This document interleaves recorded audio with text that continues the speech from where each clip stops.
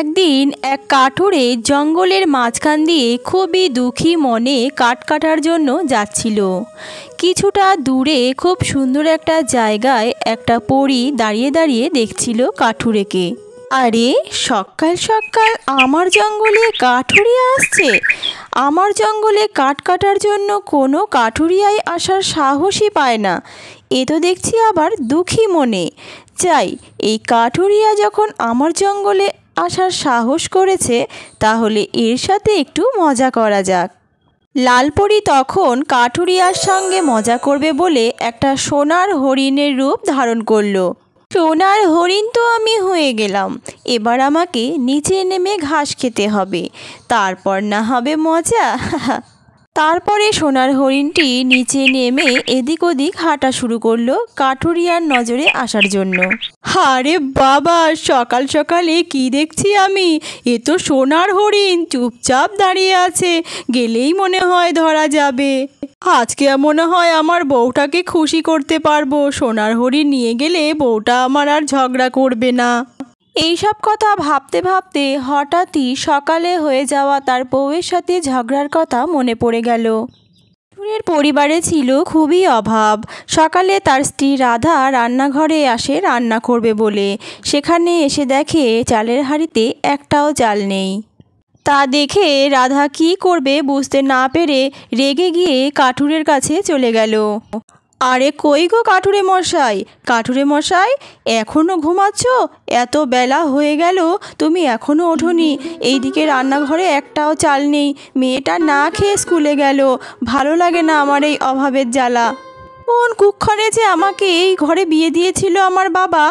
আরে রাধা, কি হলো? সকাল সকাল এত কেন হাঁক ডাক দিচ্ছ বাবা? কাল তো অনেক রাত করে ফিরেছি, তাই একটু ঘুমাচ্ছি বেলা করে।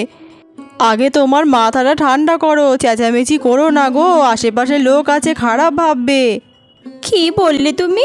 আশেপাশের লোক? আশেপাশের লোকের আর কি, ওরা তো দোতলা তিনতলা বাড়িতে থাকে, খাবার দাবারেরও কোনো অভাব নেই। আমাদের মতো অভাবে থাকতো তাহলে বুঝতো।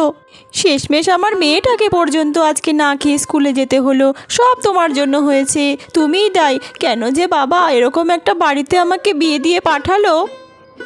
আচ্ছা ঠিক আছে রাধা, আমি তো বুঝতে পারছি তোমার খুব কষ্ট হচ্ছে এইভাবে থাকতে, কিন্তু আমি কি করব বলো? আমি তো খুব অসহায়, আমিও তো চেষ্টা করে যাচ্ছি কিছু ভালো করার। রাধা তো ঠিকই বলছে, আমার জন্যই তো আমার বউ বাচ্চাদের না খেয়ে থাকতে হচ্ছে। আজকে আমাকে যে করেই হোক কিছু একটা ব্যবস্থা করতে হবে। মনে মনে অনেক দুঃখে এইসব কথা ভাবতে ভাবতে সেই গরিব কাঠুরে হাতে একটা কুঠার নিয়ে জঙ্গলের উদ্দেশ্যে বার হয়েছিল। তারপর সেই কাঠুরিয়া ৭-৫ না ভেবেই জঙ্গলের মধ্যে প্রবেশ করলো হরিণটাকে ধরবে বলে। আরে বাবা, এ তো সত্যিকারের সোনার হরিণ। এই হরিণটাকে যদি নিয়ে যেতে পারি, আমার আর কোনো অভাব থাকবে না, আর ঝগড়াও হবে না আমার বউয়ের সাথে। তারপর কাঠুরিয়া হরিণটাকে তার সাথে যাওয়ার জন্য বলতে থাকলো।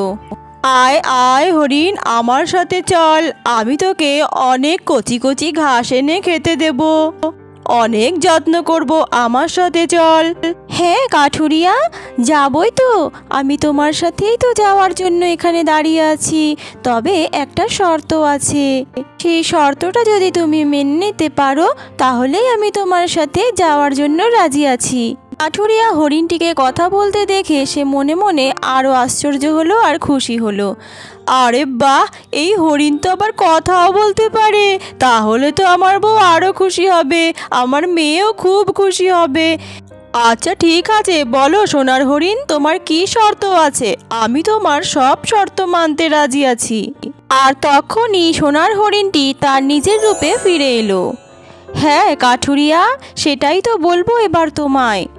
আমি তো তোমার সাথেই থাকতে চাই, তাই আমাকে তোমায় বিয়ে করতে হবে। আর তুমি তোমার কথার খেলাফ করতে পারবে না, কারণ তুমি আমায় কথা দিয়েছো। হ্যাঁ, আরে আপনি কে? আপনি তো পরী। আমাকে ক্ষমা করো পরী। আমি খুবই দরিদ্র এক কাঠুরিয়া। কাঠ কেটে আমার সংসার চলে। আমি তোমাকে কীভাবে বিয়ে করতে পারি? এছাড়াও আমার বাড়িতে বউ বাচ্চা সব রয়েছে। আমি ওদেরকে কষ্ট দিতে চাই না।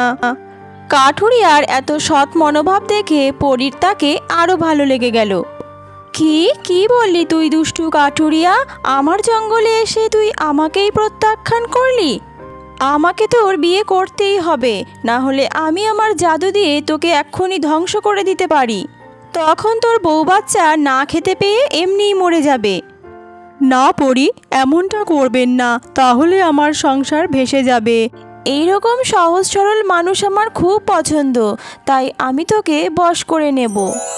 তারপরে সেই পরী তার জাদু দিয়ে কাঠুরিয়াকে বশ করে নিল, আর জাদুর বশবর্তী হয়ে কাঠুরিয়া পরীকে বিয়ে করতে রাজি হয়ে গেল।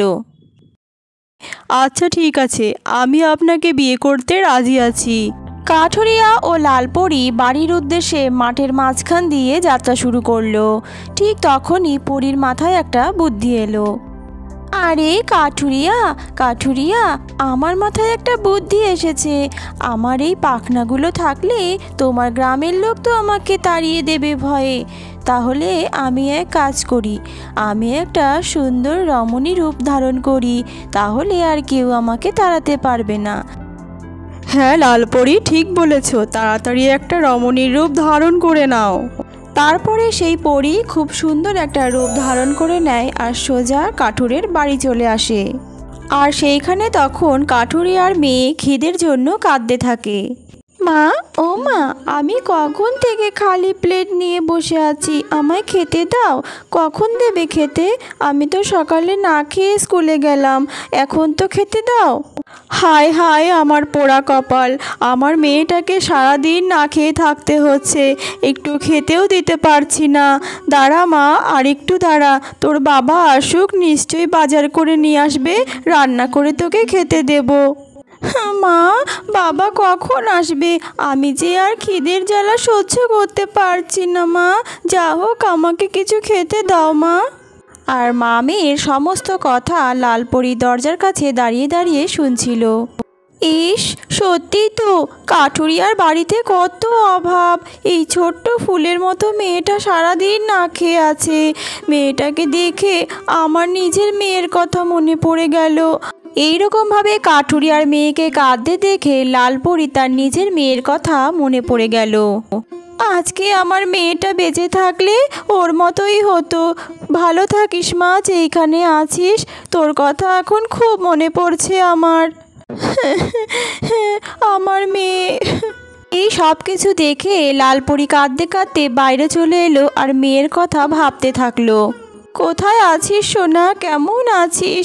আমার যে তোর কথা খুব মনে পড়ছে। আর এদিকে কাঠুরের স্ত্রী রাধা বাইরে বেরিয়ে এসে লালপরীকে দেখে খুবই অবাক হয়ে গেল। আরে কাঠুরে মশাই, তুমি এসে গেছো? আর এই মহিলাকে তো চিনতে পারলাম না। আরে রাধা, ওকে আমি নিয়ে এসেছি, ওকে আমি বিয়ে করব। আরে কি বলছো তুমি এসব?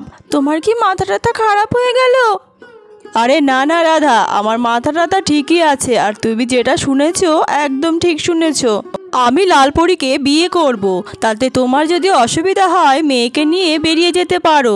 আজ থেকে লালপরী আর আমি এই বাড়িতেই থাকবো। এইসব কথা শুনে রাধা মনে মনে খুবই দুঃখ পেল আর কাঁদতে থাকলো। না না কাঠুরিয়া মশাই, এরম করো না, মেয়েকে নিয়ে আমি তাহলে কোথায় যাব? এই সমস্ত ঘটনা লালপরী তার চোখের সামনে ঘটতে দেখে মনে মনে নিজের ভুল বুঝতে পারল। দাঁড়াও রাধা, তুমি কেঁদো না, এই সমস্ত কিছু আমার জন্য ঘটেছে। আমি বলছি তোমাকে, আমি আসলে কোনো মানুষ না, আমি পরী। আর তোমাদের মধ্যে সব অশান্তির কারণ আমি।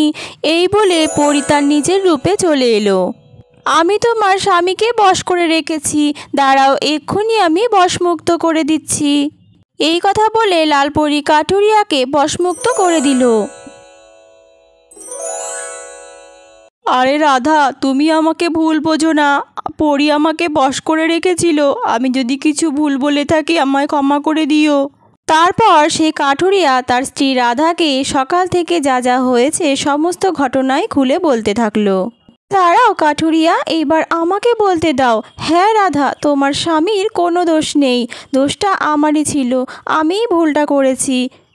আর এই কারণে আমি মনে মনে খুবই দুঃখিত, তাই তোমাদের কিছু দিয়ে আমি এর প্রায়শ্চিত্ত করতে চাই।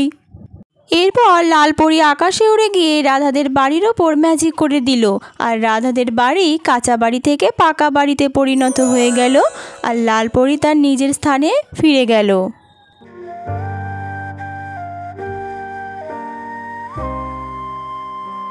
তারপর থেকে কাঠুরিয়ার পরিবারে সুখের বন্যা বইতে শুরু করলো। তার ভরা পোড়া সংসার নিয়ে সুখে দিন যাপন করতে লাগলো।